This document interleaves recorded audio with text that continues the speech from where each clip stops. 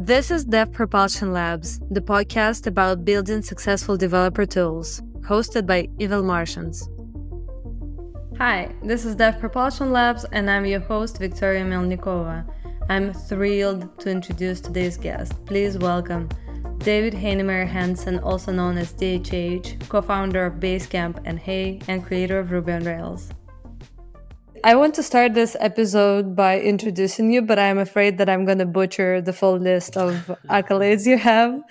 I think you've written your kind of like introduction on your website pretty clearly, but how do you tend to introduce yourself these days? What is the list that you give to people when you meet them? Well, it all depends on what community or what circle I'm in. I've had the good fortune to be active in a bunch of different communities that are not overlapping at all. When I talk to programmers, I'm obviously talking about Ruby on Rails and building Basecamp and so on. When I'm talking about race car fans, I'm talking about driving at Le Mans or LMP2 prototypes or whatever. So it sort of depends. But for programmers, the audience of this is obviously Ruby on Rails. That has been my life's work. I've been working on it for a good 20 years now, and built Basecamp HEY and a bunch of other SaaS products through 37 Signals, the company I'm a co-owner and CTO at. And then in the span of those 20 years, I also feel like I've learned a few things, and I try to share as much of that as possible. Together with Jason Fried, I've written a handful of books. The latest, It Doesn't Have to Be Crazy at Work. We wrote about remote working all the way back in 2013, before most people were doing that. And then, of course, Rework, A Better Way to Work, back in 2010. And then all the way back to 2006, I wrote a book called Getting Real together with Jason. So there's sort of a full host of things, but what I continue to be passionate about is programming, is systems design, is the entrepreneurship that is possible when you put those pieces together in a good way. And I think that's what we're trying to do in the Ruby on Rails community. It's not just about technology for its own sake. It's technology for a purpose. And very often that purpose is entrepreneurship. Yeah, I mean, thank you. It really is a big list. And I have to say that your work impacts my work on a daily basis. And because I work at Evil Martians, historically we've been a Ruby on Rails shop, but we've really delved into other things, dev tools. But I use Basecamp on a daily basis, you know. So awesome. Yeah, I want to thank you for your contribution to this industry. And I think thousands of people would say the same. So this year is a huge milestone. We celebrated the 20 years of Rails. And there was Rails World just recently. Can you maybe walk us through the memorable milestones in those 20 years? What were some most significant milestones that you hit? Yeah, I mean, that is quite a long span of time. I mean, if we rewind the clock all the way back to 2003, which is when I started working with Ruby, that to me was obviously the foundation, the epiphany that programming could be something very different. I had worked in a variety of different programming languages and environments before that, and I very much looked at those other alternatives as means to an end. This was something I did because I wanted systems, and this was just something I had to do. And Ruby, to me, was the first programming language that seemed like an end in itself. As well as also being a means to an end, it was also an end in itself. It's a programming language that just had such a pleasure about it, about how to write it, that inspired me to become a much better programmer. It inspired me to treat programming as a fundamental part of who I wanted to be and who I was, not just a tool.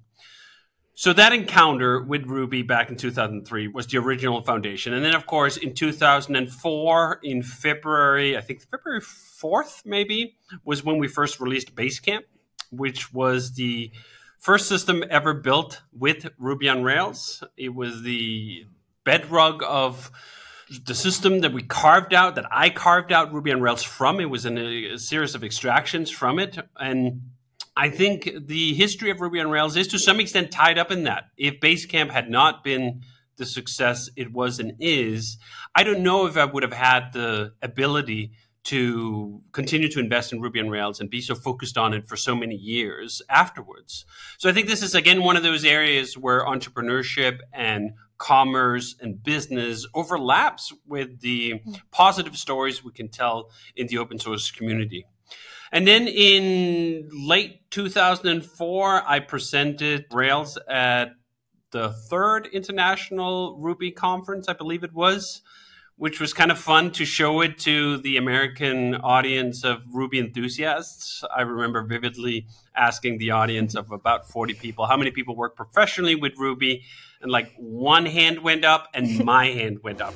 And that was it. It was just not a base of programming where there was a lot of commercial development happening outside of Japan.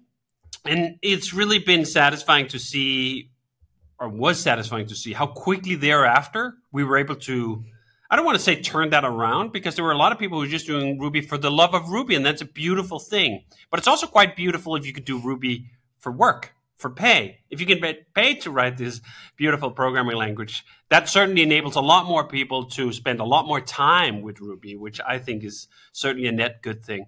And that happened quite shortly thereafter. Rails was released in the summer of 2004, I believe it was when the 0.5 version was released, that I had been working on for about a year at that point. And it really did not take very long. I think it took about a year, maybe a year and a half, before we had that inflection point where suddenly it seemed like everyone was either doing Rails or talking about Rails or looking at Rails.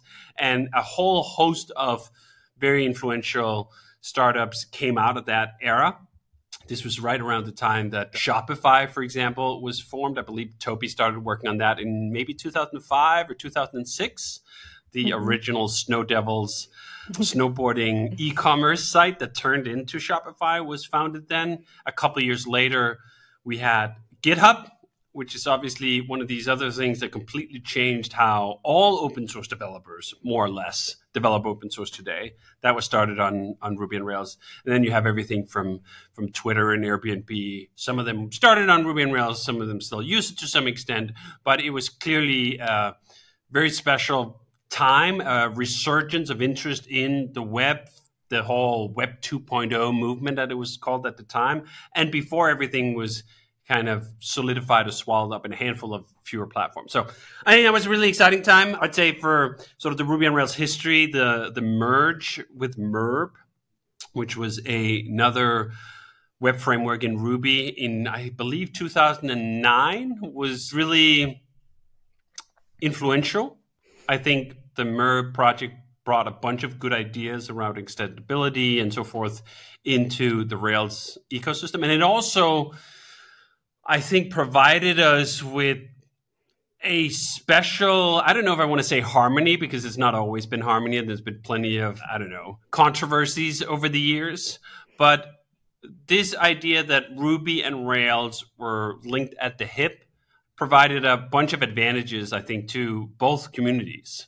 No, it also has some drawbacks, and there are other communities that strive in different ways. But the fact that we were able to incorporate all the best ideas from something like MERB that was presented as an alternative, and be able to pull those people in, people who were working on MERB, and make them part of the Rails journey. Yehuda Katz, for example, one of those programmers who was working on MERB. And I learned a lot during that phase. I learned that this idea that when technical people disagree ferociously, oftentimes it's on the basis of misunderstandings or a different way of seeing a core premise. And if you actually dig deeper down into the code, into the specifics of things, you're not that different. And I think that experience with Yehuda in particular was one of those cases where I just learned, you know what?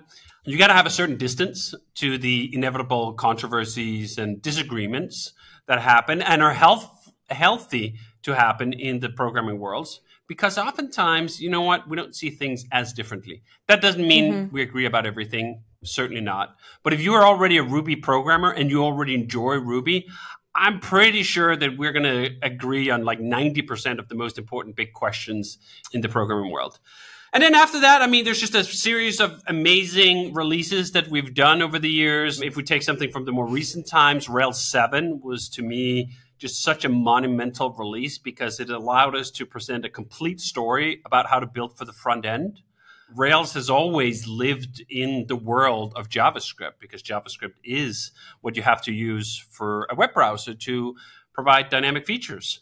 But we never really hit the stride of something that felt truly Rails-like before Rails 7, in my opinion. The defaults of import map and of Hotwire and all of these other tools that feel very Rails-like because they're made by Rails people. I was heavily involved with both Stimulus and Turbo and all the other things that we've been building in that domain. It's just really satisfying that we now have a complete story, that you don't have to say like Rails, but Rails and also this other thing. Now, you can do those things, and I love the fact that people are using Rails with React or Vue or any of the other JavaScript frameworks. It's wonderful.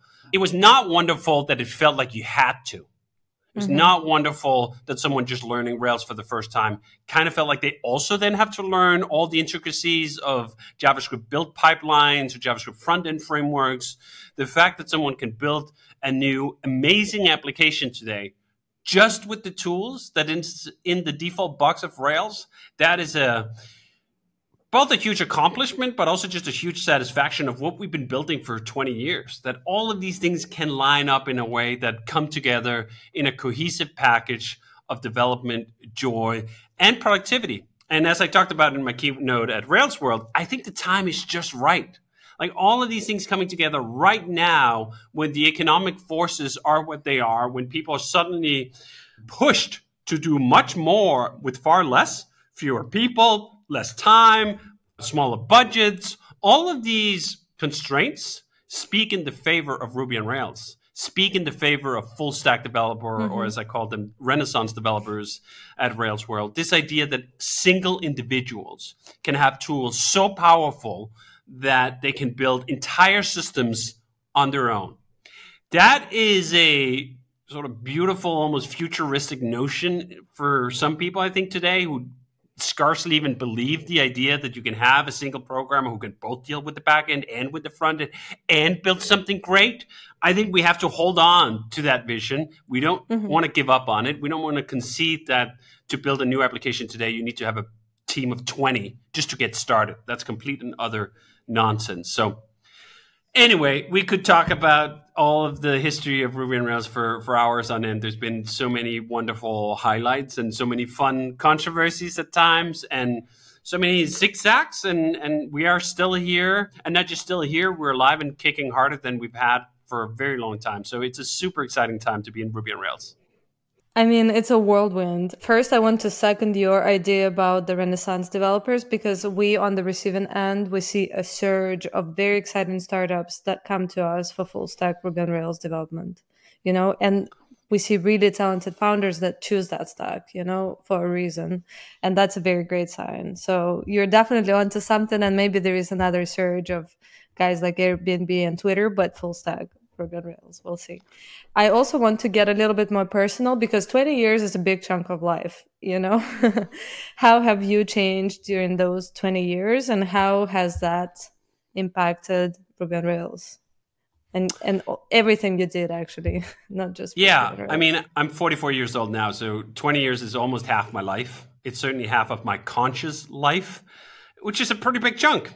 And I'm very happy that that has provided opportunity for growth and change and differences. And I think if I look back on some of the early days, I never look back on like, oh, I wish I did this or that or the other thing differently. I think that's a waste of time. But you can look back and appreciate in ways that you have taken whatever journey that you've been on and you've become a different person. I would be so immensely bored if I was exactly the same individual I am now as I was when I was 24. That sounds like just such a waste. What have you learned in 2 decades if you have not ended up being a somewhat different person?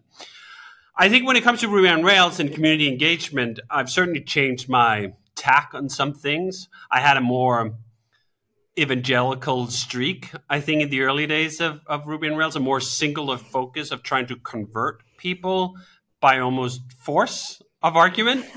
And I've kind of somewhat retired from that, I'll say, even if I believe that Ruby on Rails is still this amazing thing and most people who build for the web should at least check it out. It's kind of receded to that. Do you know what? I want programmers to be happy and productive building whatever it is that they're building. If you're already super happy and amazingly productive doing whatever it is that you're doing, you should just keep doing that. I don't have anything to sell you really in that scenario. I'm speaking to people who already have like a splinter in their mind thinking, why is this so hard? Why is it taking so long? Why do we need so many people? Why does the budget need to be so big? Why is the timeline so long? Those are the people I want to say, do you know what? You should have a look. Have a look at what we're doing over here. Have a look at what we're doing in Ruby on Rails. And that change of perspective from the forceful conversion of someone to a more leaned back, hey, have a look at what we're doing, is certainly a change that I've gone through in terms of my advocacy and how I approach people. I've also just found it for myself. I've changed my mind on a billion topics over 20 years. And I found that it's very difficult, if not impossible, to force someone to change their opinions or even their premise or their worldview. They have to have room in their head, in their brain for it. There has to be an open slot for something new to come in. And I've seen that myself, where I've looked at certain arguments and I've gone like, I don't think that this is correct, or I don't think this is good. And then it's like a little seed that's been planted. And maybe in some cases it took years for that seed to blossom into a realization that that argument or that idea was actually had something to it. And perhaps in some cases was the correct one. And I held faulty concepts or ideas in my head and I could profit from changing those out. I think this is one of the most enjoyable parts of getting older, is the capacity to revisit your priors, the capacity to look at it. You know what? Everything I believed at 22 or 24, maybe it wasn't the gospel truth. Maybe some of them are right. I mean, very few people are wrong about everything in all regards, but also virtually no one is right about everything in all regards. So that, I don't know if I even want to say humility. That's not usually a word that's associated with my public persona, but at least personally, that's what it's felt like, to have some degree of humility, to allow strong convictions to be loosely held, and for some of those strong convictions to fade out or fade away or even be refuted. I really enjoy that. I wrote a blog post a few years ago saying, I love being wrong. And the reason I love being wrong, at least from an understanding of like, I realize I was wrong, is that it is one of those growth opportunities. Oh, I held some faulty logic, some faulty premises, some faulty ideas in my head, and here was an opportunity to get rid of those. That's progress. That's amazing. That's good. We should all wish to be so fortunate to be proven wrong and accept that we're wrong occasionally, or maybe even frequently. I think especially in technology, sort of the half-life of facts is quite great. And a lot of people who've been in this industry for a long time hold on to notions they picked up at a certain moment in their career and are very hesitant to revisit any of those. I love revisiting those. I mean, one example was we recently had this discussion about type safety in JavaScript. And I came out and said, like, do you know what? I don't enjoy TypeScript. I came out with that proclamation and we made the move to remove TypeScript from Turbo after I had just spent 3 weeks deep diving on Swift and Swift UI, building for iOS, and appreciating that, going like, do you know what? This is actually a pleasurable experience for that domain under those constraints. Mm-hmm. Now, the funny thing was, after enjoying Swift UI so much, it actually sparked some ideas and some new stuff I'm working on, I hope to show soon. And then I thought like, oh, this is actually, maybe I should revisit my priors on type safety. I went back and then I tried like, let me just build a little simple web tool in Swift. Let me build a little simple web tool in Swift. And of course, as soon as I dive into it, I want to build a piece of tooling. I see some APIs. I don't really like the APIs. I want to start building it. And then I dive into generic programming in Swift. And it did not take very long to realize, no, actually, I don't enjoy this part of it. Like, statically typed languages certainly have some advantages for some people in some circumstances. Building tools, not one of them. Very painful, I gotta say. And painful in a way where I fail to see the payoff. Now, sometimes pain is a reasonable response you have when you're trying to grow and you're trying new ideas, and you should not give up just because something is painful for a moment. This is how we actually stretch and grow, through pain, whether it's physical activity or it's mentally exploring new ideas. So I stayed with it. I stayed with the pain for a moment. And whatever I was working on, at some point, I just went like, you know what? Let me just try to write this in Ruby, just for the kick of it. I don't need to write this in Ruby. We have all these tools in Ruby on Rails, but let me just do the contrast. And I wrote it in Ruby, and like all the pain went away. It was just like, oh, yeah. All right. This is why I don't enjoy statically typed languages. On the broad scheme, now I can appreciate it for something like Swift UI and the constraints you deal in with devices of this type. And then I can also go like, I'm ever so thankful that I don't have to build this way when it comes to the web. And that was one of the contributing experiences to, do you know what? If we don't really enjoy TypeScript, and we shouldn't write it. This is what's so wonderful about the web. Developing for iOS is not like developing for the web. You can develop for iOS in other tools and languages, but it's very difficult and frowned upon from the sort of establishment of the platform provider. They want you to write in Swift or Objective-C, and that's the blessed languages. The web is totally different. You can write it in Ruby, you can write it in Perl, you can write it in Basic, you can write it in OrCaml, in Lisp, in .NET, in Java, in a trillion different languages. Literally every single Turing-complete language ever made can be used to produce a web page. That is an absolutely beautiful, universal, diverse platform that I don't think we recognize and appreciate enough. And I think some of the push that's happened over the past decade plus or so, where some factions of people building for the web went like, we should just build everything in JavaScript. On the back end as well, was throwing the greatest gift, the greatest advantage, in my opinion, of the web as a development platform out the window to say that there's going to be one blessed language for us to build in. What other hogwash? We are not one people.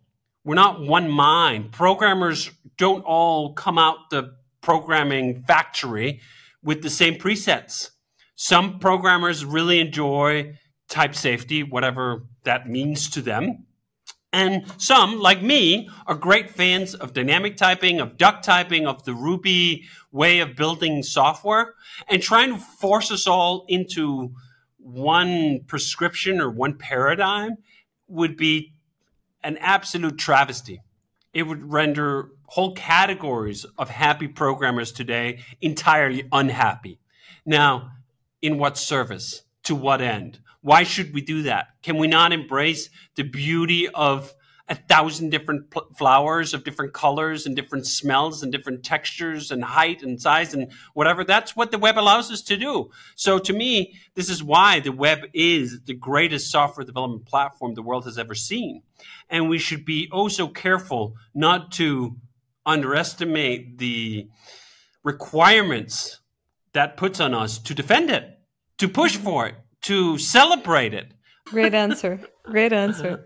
I want to segue into the next part. You're so enthusiastic about tech. You're so enthusiastic about programming languages and development. What keeps you motivated through the years? Because I know like in the open source communities, burnout is very much real. A lot of people burn out like real bad. How do you stay sane and excited about it? No, I think there's multiple answers to that. One thing is something I've written about a lot is I try not to sign up for misconceptions out the gate. There are some people who do open source development and it starts as an altruistic endeavor. I just want to help people in the world. What a beautiful notion. Great. We should all have slivers of that sentiment. But what I've seen time and again is people who go in all in on that altruism. At some point, perhaps come to the realization that if they don't put on their own mask first, if they don't secure their own material well-being, they can end up in a world of resentment very quickly. Mm-hmm. I never wanted to be in that world of resentment. This is actually why, if you look back some of that Rails history, the early days had some quite forceful declarations against this from my side. One of the first Rails conferences, I think Canada on Rails, had this infamous slide that just said, fuck you. And I put that slide up there exactly for this sentiment, that the fuck you was to everyone showing up at my door demanding that I do work for them to their specifications on their roadmap. Otherwise, I would be hurting the community or whatever it was. The example that I've used in the past was someone berating me for why I wasn't going to spend a lot of time developing an Oracle database adapter. I was like, why would I do that? I don't use Oracle. I've never used Oracle. I'm never going to use Oracle. Let's just be frank here. So for me to do this work on your behalf, because that's something you want to see, that's the path to burnout. That's exactly where you end up feeling like I just have a second job here that I'm not being paid to do, and the customers are rude. Why would you stay there? That sounds like an absolutely horrible place to be. I think you, as an open source developer, if you want to stick in it for the long time, you have to put on your own mask first. So this is why I've treated my open source work first and foremost as a personal endeavor. I am building things in Ruby on Rails because I need them. My company needs them. I can see some personal satisfaction in that. It's always going to be secondary that other people benefit from that too. It's a very important secondary. So one of the reasons I love open source, that a bunch of people can come into the open source commons and contribute sort of the thing that they needed, and we can share those gifts together. But if you don't square your assumptions of what you're trying to do, and if you don't plan for how your altruism is going to pan out for you personally, I think you're up against the odds. I'm not saying no one can't do it. I'm saying I've seen a lot of people fail to do it and become resentful because of it. And that leads straight to burnout, right? Like, I don't have control over my circumstances. It's not actually often so much about the work itself. It's the work in relation to the meaning of the work in relation to personal situations, material, sustainability, all of these other things. So I just taken that entire category and said, like, nope, right from the get-go, I'm not working for you. I'm working for me, and I will share as a gift. No strings attached. You don't owe me anything back. I'm going to give you a gift. You don't have to reciprocate at all. But you also don't get to tell me what to do. This is why I love the MIT license, which has been at the foundation of Ruby on Rails and a lot of other open source work for a long time, which basically just says, like, you can do whatever the hell you fucking want with this piece of software. Just don't sue me. Don't come back here sort of with charges that, like, I didn't do this or that or the other thing. This is a gift. If you don't want the gift, put it in the trash, put it back on the shelf, pass it on to someone else. But don't come back and tell me how the gift isn't exactly to your specifications. I have absolutely no patience for that. So that's one part of it. And then the other, perhaps more, that's like sort of the defensive ring around my motivation. I'm not going to let someone else impinge on that motivation. But then you also need, I believe, for the long term at least, a personal drive. You need sort of a locus of progress. I shouldn't talk about what other people need. I'll talk about what I need. I need a personal drive. I need a personal locus of progress. I need to explore new horizons. I need to build new things. I need to keep up with the web that I love so dearly. The web has thankfully been changing and evolving and providing an ever-ending stream of opportunities for us in Ruby on Rails to take the best of it, shape it just right, and make it fit in an overall coherent vision. This was one of the reasons I so enjoyed working on Rails 7. It felt like a bunch of new frontiers had opened up because some of the fundamentals of the web were changing. Import maps in particular, that was allowing us to do no build for JavaScript, and then CSS changing later, or more recently, that's allowing us to go no build for CSS. I love those kind of things. I love that exploration of a new domain. Just the intellectual challenge of, can we make this simpler? Can we make this easier? One of the things I was talking to Toby about this morning, actually, was this notion of negative visualization. I'm a big fan, as it will come to no surprise of anyone who've ever heard a podcast I've been on, of Stoicism.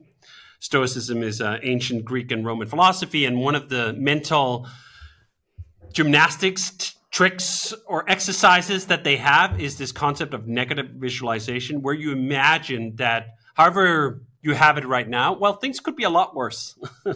And you should prepare yourself mentally for the fact that on some vector, in some degree, they will become worse. No one gets out of this life alive with just a perfect smooth sailing. And in fact, if they had the perfect smooth sailing, that would become the problem in itself.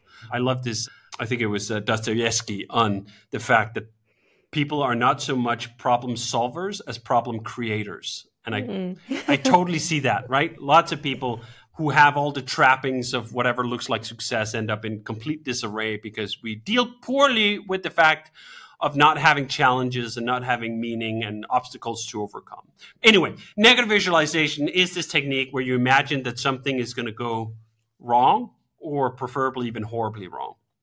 And I think of it in all sorts of states. You know what? I could get invalidated. I could be bound to a wheelchair. I could lose my eyesight. And I try to think through those scenarios, terrible things that could happen, and think in ways I would cope with that, and think in a way I would still be able to be grateful for being alive, essentially. And then I also sometimes dial it down. It doesn't always have to be about maim and murder and like top shelf challenges. It can also be about commercial challenges. So I've been working on 37 Signals for over 20 years. Do you know what? That could end. At any time, that could end. Companies go out of business all the time. The business that they're in changes, some catastrophic event happens, whatever. There's a million reasons why businesses can go out of business. And I think negative visualization, what would I do if I had to rewind and start from scratch? It's just back to me again. I don't have maybe even capital to hire anyone else. I have to just, with these two hands and my brain, be able to create something again. What kind of tools would I like to have if that were to happen? How would I want to prepare myself for the one-person adventure again? So this is one of the things that keeps driving me building for Ruby on Rails, building the one-person framework, and not just as a purely abstract thought, but as a concrete practice of thinking, can I do it myself? And I think there's such an empowerment in knowing that even if you get reduced to nothing but your own capacity and your own skills and perhaps your own time, you can still do something. You're not rendered incapable. You're not going to be like, oh man, now I can't build software because I need a team of 20 to do anything important, to do anything worthwhile. Absolutely not. I want to be able to build something amazing again if I'm one person. And I want to be able to have amazing tools for that to be possible. So that drives me forward and has for many years, that recurrent negative visualization of the good fortune I've enjoyed in business can come to an end tomorrow or later today. And that is an overwhelming possibility that a lot of people are caught blindsided by, right? Like Bill Gates has this saying that success is the worst teacher. It teaches people that they can't fail. Oh, yeah. People can fail. All sorts of very smart people, diligent people, wonderful people have failed and fail all the time. Every single day they fail. So do you know what? Odds are that if you're in business long enough, failure will eventually find you. So you damn well better be ready and be prepared and be in peak mental and physical and sort of tooling condition to deal with that. Well, that sounds like something from like a Nordic culture, and that explains that you're from Denmark, right? So I'm actually curious as to whether, where you live impacts how you think. Do you think it does? Oh, hugely. I mean, cultural programming is virtually impossible to unwrite. I feel like it's kind of like firmware. The best you can do is you can build some patches on top that try to reroute some of these things.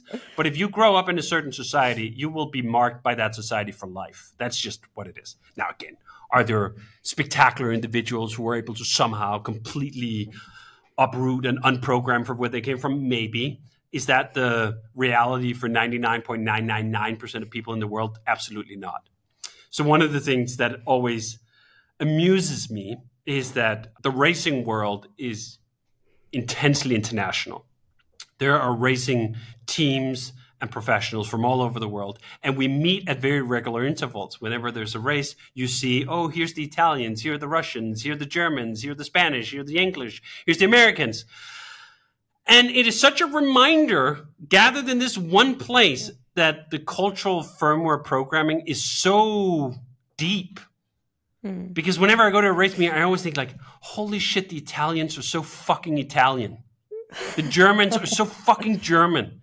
We have these cultural stereotypes for a reason, because they're fucking real, right? So I just think that I try to embrace that knowledge. And I'm an expat here in America. I'm originally from Denmark. I grew up in Denmark. I didn't move until I was 25. And by that time, like, your firmware programming is essentially complete, right?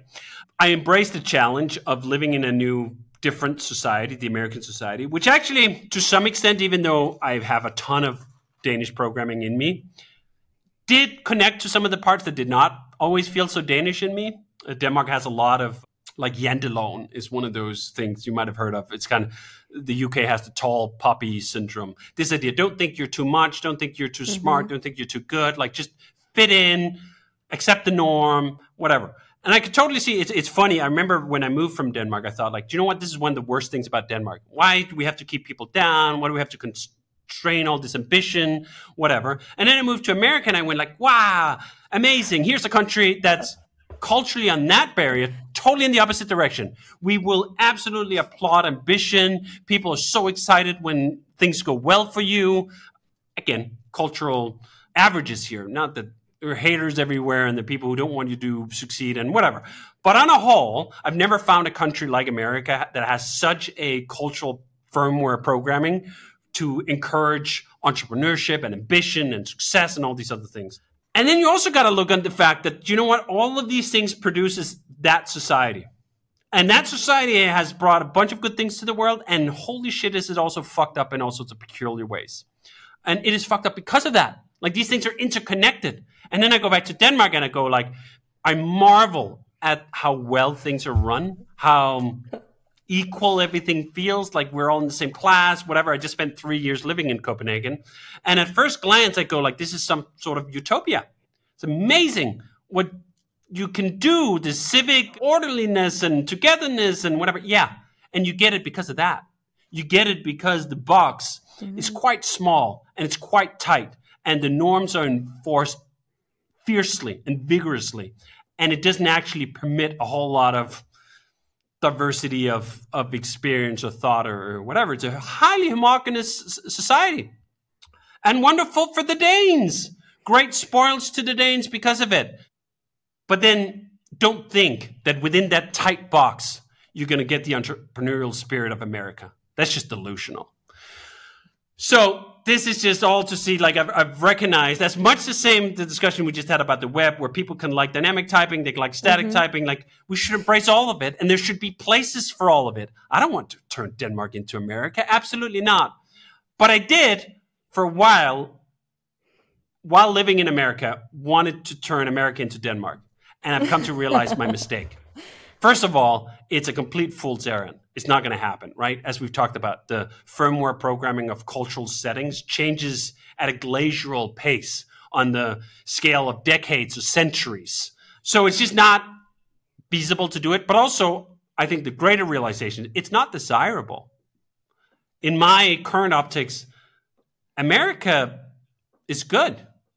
Again, is that a full declaration of the totality of everything? No, absolutely not. I mean it in the sense of, is it good that there's a place that value ambition and entrepreneurship and success to the degree that the Americans do? Absolutely. The technology, the progress, the sort of capacity to move things forward is unrivaled in many ways. And we should look at that and take the good from it and find our way to deal with the bad. But I don't want to change it anymore. And maybe this is also connected to this sense that I used to have a more evangelical approach to the programming question, right? Like, let's get everyone to write Ruby. Everything's going to be better if everyone just writes Ruby all the time. And no, it's not. It's not going to be better. And you know what? The world is also not going to be better if we just make every single country Denmark. No. Interesting. I actually love Denmark. My best friend lives in Copenhagen, so every time I get to go, I have a blast. Wonderful city, beautiful country, but very difficult to integrate into. Yeah, I mean, I could imagine. She speaks Danish, though she's not. So definitely one of those places that are worth visiting for sure, because it opens your mind to many beautiful things.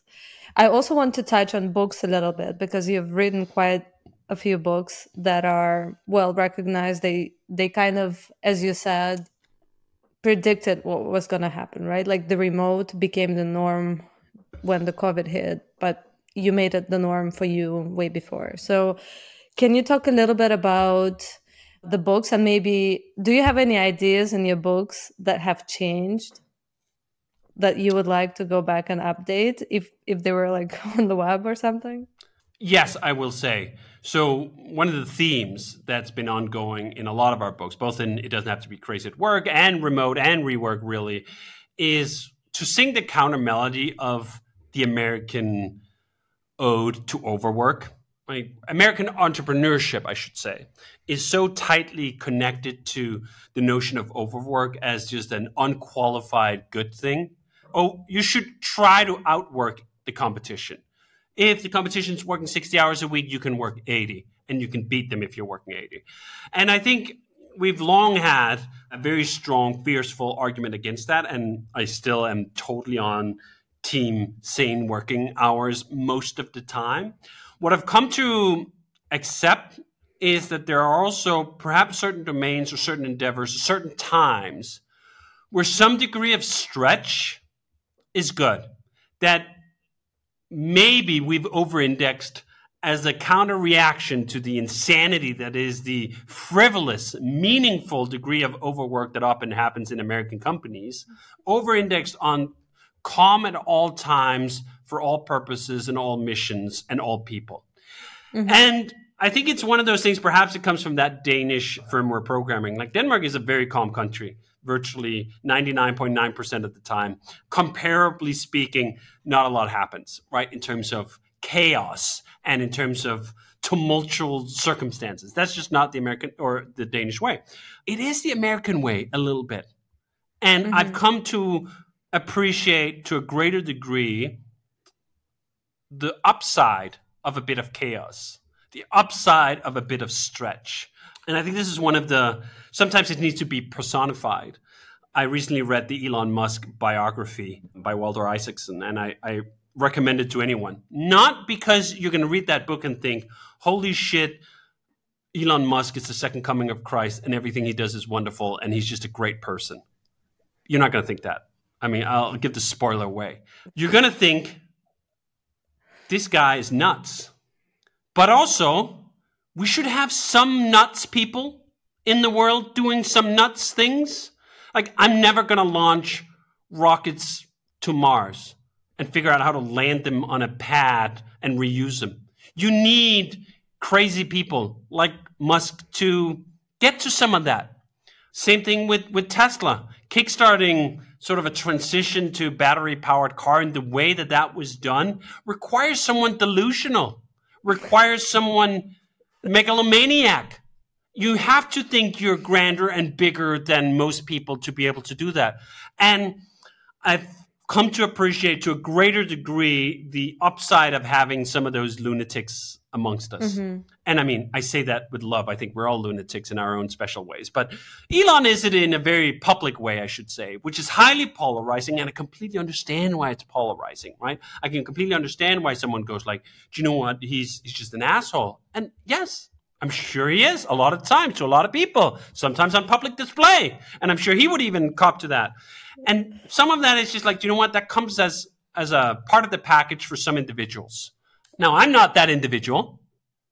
I'm generally speaking, not the sort of energy I'm here exhibiting withstanding. I'm a fairly calm person when it comes to sort of work-life balance, all of these other things. We've done the same thing for 20 years. We have relatively modest ambitions. We're making project management tools and email systems that are somewhat better than the alternatives, but like it's not launching rockets to Mars. Let's just be honest about that. And not just honest about it. Let's be square and fair with that. Like if I wanted to launch rockets, that was my deep dream in my heart. I'd probably be depressed if I was sitting around here just tooling with Rails and Basecamp.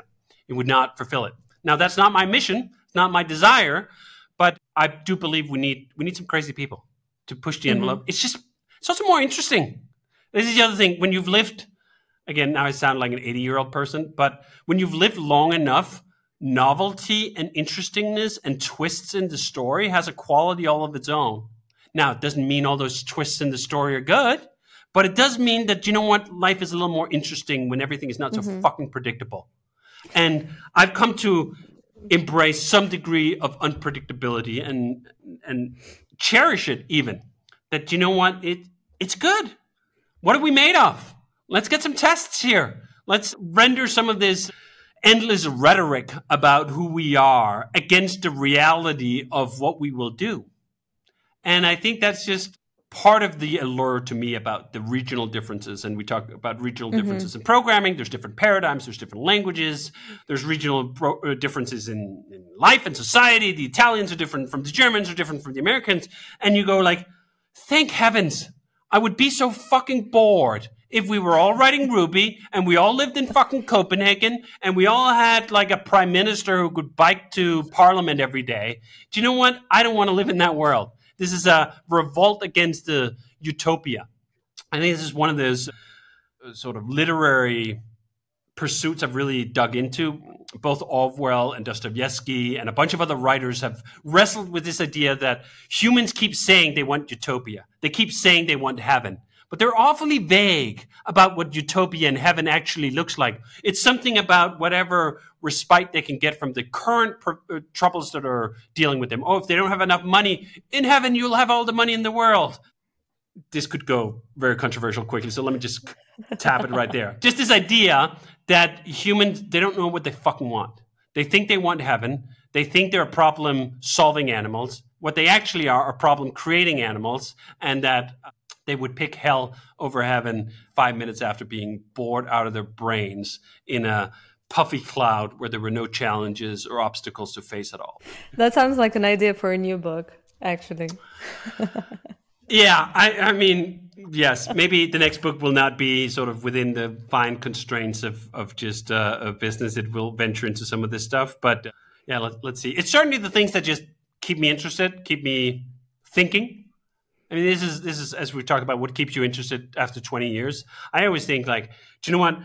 First of all, I've managed to keep things relatively interesting for 20 years, but like that's also not a guarantee. If you want to keep it interesting for the next 20 years, the next 40 years, you damn well better have an open mind to play with some uncomfortable ideas and some new ideas and how can you change your mind and all these things and appreciate and indulge in the vast variety of human life and sentiments and premises and philosophies and paradigms and places. Let's not try to uniform everything. Sounds like a great advice. We're approaching our final question, and my question is always the same for all the founders that I talk to. It's called Warm Fuzzies. And the question is pretty simple. What makes you feel great about what you're doing right now? Well, if we talk about work, I love shipping. Shipping to me is the moment of truth. I love working on things, but I love working on things towards shipping. Getting something out there in the world, not noodling at it endlessly. That is, to me, the greatest satisfaction of the work. Shipping something and see the reaction from reality. Very often we will have misconceptions. Is this good? Is it bad? I don't know. You ship it and the world will tell you. Now, you should still have some internal locus of self-esteem that doesn't just because there's some people tell you whatever you do is shit, that you think it's shit, or just because they tell you it's great, that it's great. But getting that input from reality is intoxicating. Then on the personal side, I'll just say, hearing a 4-year-old laugh, you know, it's one of those things where I've talked about that there's the best things in life. Hearing a 4-year-old laugh, that's right up there. And then there's the second best things in life. And we focus so much on the second best things in life, material accomplishments or social status or whatever, when a lot more should just be on like, have you heard a fucking 4-year-old laugh like right in your face just recently? That is life affirming in a way that it was difficult to me to appreciate before becoming a parent. Like a 4-year-old, whether it's your 4-year-old or someone else's 4-year-old, it's always going to be a good time if they laugh in your face. Like that's just instinctual, right? But you can 10x that if it's, I can 10x that. I shouldn't speak on behalf of others. I 10x that when I literally see my own DNA in that. There's just something intensely human about the continuation of our species that gives great purpose and meaning to, I would say, most people's lives eventually. It certainly gives meaning to my life on a just daily basis, and I just incredibly thrilled for that. I like that. That's a nice note to end on. Finally, I want to provide you with space to ask our listeners to do whatever you want them to do, whether it is to try Ruby on Rails or Basecamp or whatever you want them to do. Yeah. I think if you are a programmer and you haven't given Ruby on Rails a try, It's never been a better time. Ruby on Rails has literally never been better. You should absolutely give Ruby on Rails a try. If you want to hear more of what I have to say on a weekly basis or otherwise, DHH.dk has links to all the books, all the writings, a bunch of podcasts, and so forth. So yeah, dig in, open your mind, try some new things, revisit your priors. This was an immense pleasure, I have to say. Thank you so much for coming on. Thanks for having me. Thank you for catching yet another episode of Dev Propulsion Labs. We at Evil Martians transform growth stage startups into unicorns, build developer tools, and create open source products. If your developer tool needs help with product design, development, or SRE, visit evilmartians.com/devtools. See you in the next.